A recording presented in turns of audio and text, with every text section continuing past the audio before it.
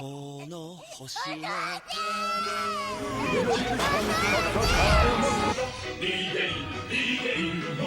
The anime is filled with plenty of references to regain. Manga artists have a tough life. So, what does Yukinobu Tatsu-sensei, the creator of this series, drink to get through the exhaustion? Let's set the stage for my imagination. The key themes are 1. Curry, 2. Ichiro, and 3. Regain. Alright, from here on, it's all just my imagination. If you're not interested, feel free to skip ahead, but why not stick around for a bit? In episode 10, the Dover demon is eating curry. Japanese people love curry. 大好き Curry is often made at home. There's something called curry roux that makes it super easy to cook.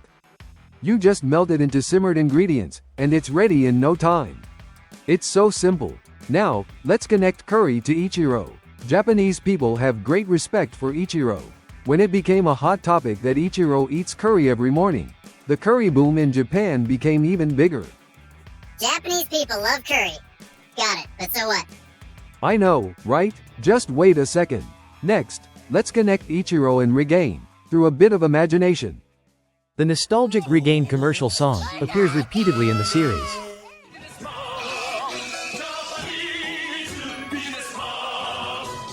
I've mentioned this in a previous video, but in Japan, Regain is categorized as an Eiyou drink, which is distinct from energy drinks.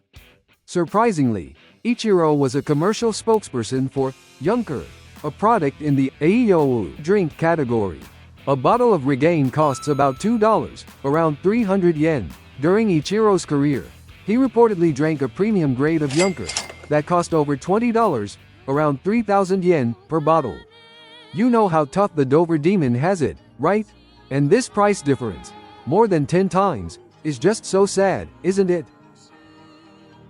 So, what do manga creators, who have such tough lives, drink? Is it Regain? Or Yunker? Yukinobu Tatsu-sensei is said to have had a long and challenging period as an assistant. Did he rely on cheap drinks during those early days? And now that he's successful, is he drinking more expensive ones?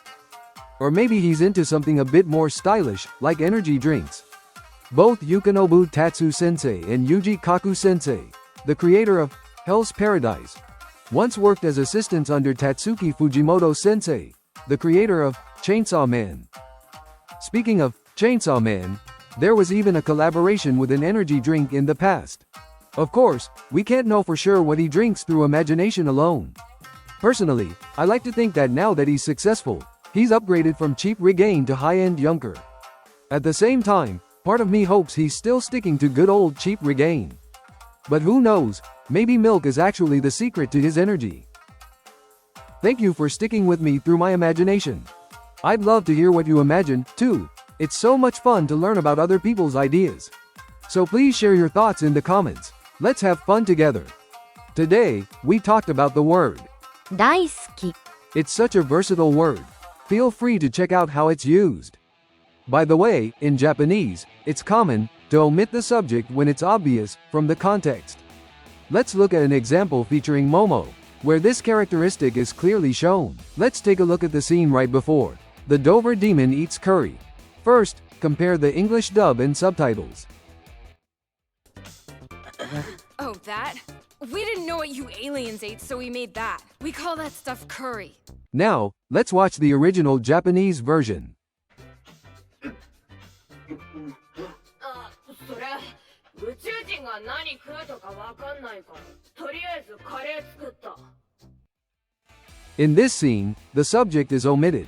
So, we can't know for sure whether everyone made the curry together or if Momo made it herself. Based on the context, it's likely that Momo made it. But there's no right or wrong between the subtitles and the dub. Both are appropriate interpretations. For English speakers, this might seem strange, but subject omission is very common in Japanese manga, anime, and everyday conversations. This omission often happens when talking about yourself. It's especially common when talking about yourself. Instead of saying, I love something, you might just say, love something. Now, just like many characters in anime, let's try using this style to omit the subject when referring to yourself in our example sentences. In the following examples, the subject is shown as name, wa. You can replace name with any name or object to create a phrase where that name expresses love for something. If you're expressing your own feelings, you can leave out the parentheses. Let's look at some examples to see how it works in practice. Name, loves Ken Takakura. I'll use Momo-chan as name. ももちゃんは高倉健が大好き。Next, I'll use Ira as name. アイラは高倉健が大好き。Next, I love Ken Takakura. Since I'm talking about myself, I'll omit the parentheses.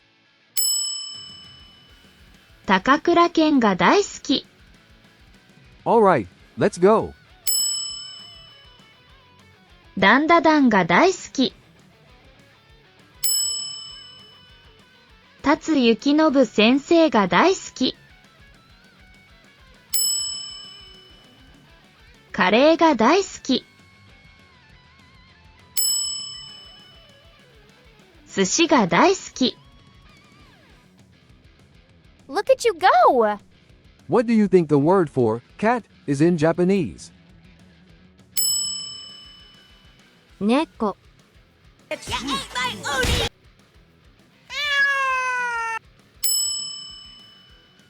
猫は寿司が大好き。In Japanese, 猫は寿司が大好き。 can mean cats love sushi or the cat loves sushi. In Japanese, Turbo Granny is called. ターボババア。 While baba is often used humorously, it can carry a slightly insulting tone and isn't a general term for elderly women. The English version keeps the playful vibe while avoiding negative connotations. ターボババアは寿司が大好き。 Great job! You've come this far, so let's learn one more word. 犬。 Means dog. You've got this.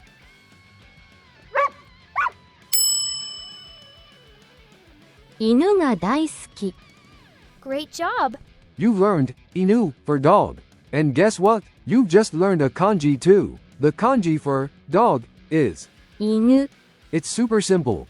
Just take the kanji for big, dai, and add a little dot on the top right. Isn't that amazing? 犬。 You did great! Thank you so much.